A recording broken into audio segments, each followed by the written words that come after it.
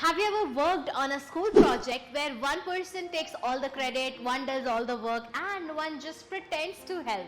That's basically what's happening in Act 4, Scene 1. Only instead of classmates, these three are running Rome. So in Act 3, after the murder of Julius Caesar, his loyal friend Mark Antony stirred up the Roman crowd with a speech and turned them against the conspirators. Now these conspirators, led by Brutus and Cassius, are on the run. The mob is rioting and Rome is in complete chaos. Meanwhile, the new power players in Rome are Octavius Caesar, who is Caesar's adopted heir, Mark Antony and Lepidus. So the scene opens in Rome with Antony, Octavius and Lepidus meeting together.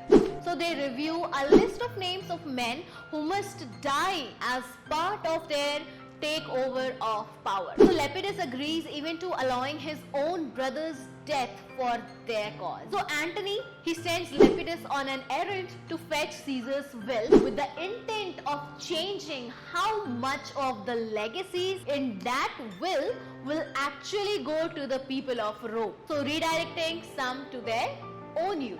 So once Lepidus leaves, Antony speaks with Octavius and reveals his low opinion of Lepidus. So he sees him as a weak, useful for errands but not worthy of equal power. So he uses a metaphor, my horse versus Lepidus.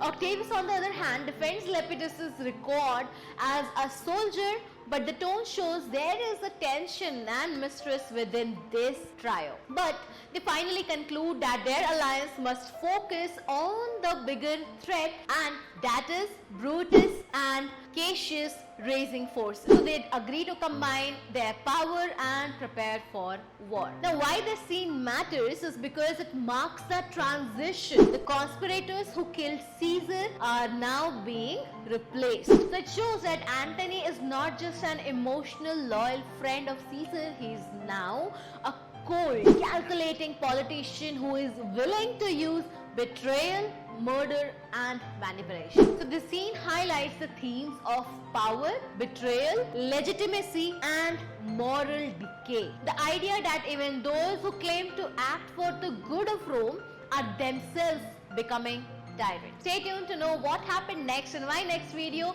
Like and subscribe my channel Beauty of Language for more updates.